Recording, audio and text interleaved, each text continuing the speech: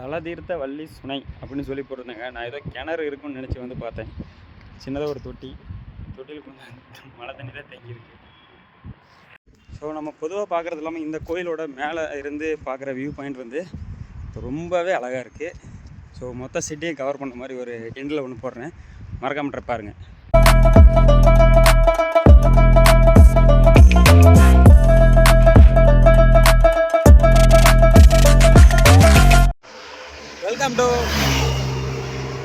Welcome to Kadaikutty vlog. So நம்மளோட சேனலில் நம்ம இன்றைக்கி என்ன பண்ணுறோம் அப்படின்னு சொல்லி பார்த்தீங்கன்னா, இன்றைக்கி பொள்ளாச்சி வழியாக போயிட்டு இருந்தப்போ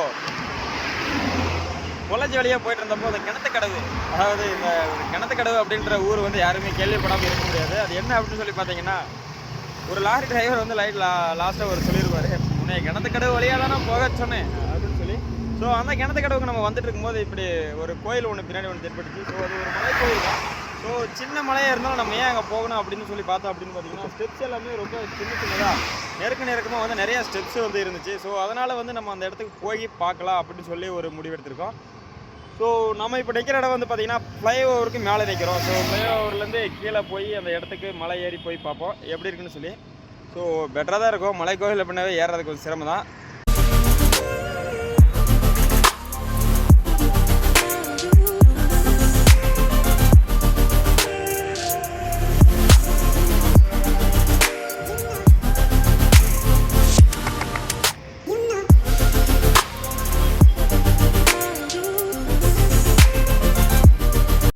ஸோ இந்த படிக்கட்டு வந்து பார்த்திங்க அப்படின்னா, நம்ம மேலே ஏறி அங்கேருந்து பார்க்கும்போது வந்து பார்த்திங்கன்னா ரொம்பவே நெருக்கமாக இருக்குது, சின்னதாக இருக்குது அப்படின்னு சொல்லியிருந்தோம்.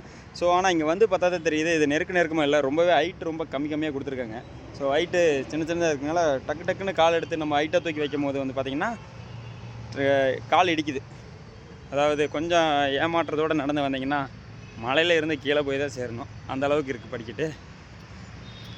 ஸோ மலைங்கும் போது கொஞ்சம் ஏறதுக்கு சிரமமாக தான் இருக்கும். ஆனால் இந்த மலை கொஞ்சம் ஹைட்டு கம்மியாக இருக்கிறதுனால கொஞ்சம் ஈஸியாக ஏறிக்கலாம். பொதுவாக பார்த்தீங்கன்னா கோச்சிட்டு போயிட்டாங்க அப்படின்னா அவங்க இறங்கி போக மாட்டாங்க. இறங்கி போகிறதுக்கு வந்து ரொம்பவே டைம் ஆகும். ஸோ இறங்கி போகாதவங்க தான் அந்த காலத்தில் நிறையாவே இருக்காங்க. ஸோ அந்த வகையில் பார்த்தீங்கன்னா நம்ம முருகர் வந்து பல காலத்துக்கு முன்னாடியே வந்து கோச்சிட்டு மலை ஏறி உக்காந்துட்டார். அவர் எப்போ ஒன்றும் இறங்கி வந்த பாடு இல்லை. ஆனால் எப்போ பார்த்தீங்கன்னாலும் மலையை நம்ம ஏறி போய் தான் பார்த்துட்ருக்குறோம். ஸோ அவர் மலை ஏறி போனதுக்கான காரணம் எல்லாருக்குமே தெரிஞ்சதா, ஒத்த பழம் தான். ஸோ அப்படி இருக்கும்போது நம்ம எல்லாமே வேறு வழி இல்லாமல் மலை ஏறி தான் போய் பார்க்கணும். ஸோ சாமி தரிசனம் வேணும்னா மலை ஏறி தானே ஆகணும். ஆனால் என்ன தான் மலை கோயில் அப்படின்னு சொல்லி எடுத்துக்கிட்டிங்கன்னா, ஒவ்வொரு மலை கோயிலுமே ஒவ்வொரு டிஃப்ரெண்ட்டாக தான் இருக்குது. முருகன் கோயில் அப்படின்னு எடுத்துக்கிட்டிங்கன்னா பழனி மலை வேறு மாதிரி இருக்கும், மருது மலை வேறு மாதிரி இருக்கும். ஸோ இப்போ வந்து இந்த பொன்மலை முருகன் அப்படின்ற கோயிலும் வேறு மாதிரி தான் இருக்குது. ஸோ நம்ம பொதுவாக பார்க்குறது இல்லாமல் இந்த கோயிலோட மேலே இருந்து பார்க்குற வியூ பாயிண்ட் வந்து ரொம்பவே அழகாக இருக்குது. ஸோ மொத்த சிட்டியும் கவர் பண்ண மாதிரி ஒரு எண்டில் ஒன்று போடுறேன், மறக்காம பாருங்க. ஸோ சுருக்கமாக சிம்பிளாக சொல்லணும் அப்படின்னா, பெரிய மலை கோயில், அதாவது பழனி, திருப்பதி அந்த மாதிரி பெரிய கோயிலெலாம் போனீங்க அப்படின்னா உங்களுக்கு மலை கோயிலில் மேலே ஒரு அமைதின்றதை விட அந்த சத்தம் வந்து கேட்குறதுக்கு வந்து வேறு மாதிரி இருக்கும். கொஞ்சம் கசகசன்னு நெரிசலாக இருக்கிற மாதிரி இருக்குன்னு வச்சுக்கோங்களேன். ஆனால் இங்கே மாதிரி சின்ன மலை கோயில் அந்த மாதிரி தனியாக நீங்கள் வரும்போது கூட்டம் இருக்காது. கூட்டம் நெரிசல்ன்றது அந்தளவுக்கு இருக்காது. உங்களுக்கு அந்த மன அமைதி அப்படின்றது வேறு மாதிரி ஒரு ஃபீலிங்ஸாக இருக்கும். அந்த சத்தம் இல்லாமல் அந்த அமைதி.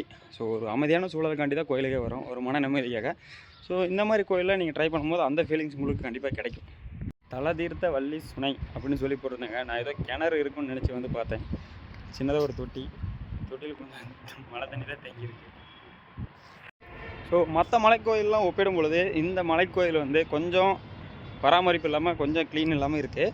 ஆனால் முருகன் கோயிலுங்கும் போது அது எல்லாமே ஒரு அழகாகவே இருக்குதுன்னு வச்சுக்கோங்களேன். ஸோ என்ன தான் பராமரிப்பு இல்லைனாலுமே அந்த இடம் வந்து பார்த்திங்கன்னா ரொம்பவே பீஸ்ஃபுல்லான இருக்குது.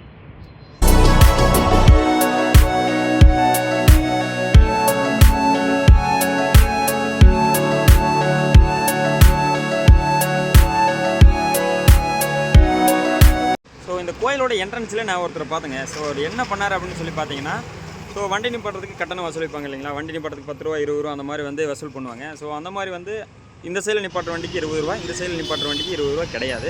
ஸோ அந்த மாதிரி நிப்பாட்டிகிட்டு இருக்கும்போது நான் வந்து 20 ரூபா கட்டணத்தில் கொண்டு போய் வண்டி நிப்பாட்டிட்டேன். ஸோ இங்கே நிப்பாட்டினீங்க, நீங்கள் அமௌண்ட் கொடுக்கணும்னு சொல்லி நான் வந்து என்ன பண்ணேன் அப்படின்னா, சரிங்க டோக்கன் கொடுங்க அப்படின்னு சொல்லி கேட்டதுக்கு அவர் என்ன சொன்னார்னா, இல்லை நீங்கள் வண்டி கொண்டு போய் அந்த சைடில் நிப்பாட்டிக்கங்க அப்படின்னு சொல்லியிருக்காரு. இதில் இருந்து நான் என்ன சொல்ல வரேன் அப்படின்னு சொல்கிறேன் அப்படின்னீங்கன்னா, ஸோ அவர் நினச்சிருந்தாரு அப்படின்னா இந்த பக்கம் நிப்பாட்டின வண்டி, இந்த பக்கம் நிப்பாட்டின வண்டி 2 பக்கமே பார்க்கிங் நிப்பாட்டினீங்கன்னா அமௌண்ட்டு அப்படின்னு சொல்லி என்கிட்ட 20 ரூபா ஈஸியாக வாங்கியிருக்கலாம். ஆனால் நான் கொண்டு போய் பார்க்கிங்கில் நிப்பாட்டும் வண்டி எடுத்து இந்த பக்கம் நிப்பாட்டிக்கங்க, சைட் லாக் பண்ணிக்கங்கன்னு சொல்லி 20 ரூபா எனக்கு வேண்டாம் அப்படின்னு சொல்லி என்ன அனுப்பி வச்சுருக்காரு. ஸோ அவர் உண்மையிலே நல்ல மனுஷர் தான், நல்ல மனிதர் தான்.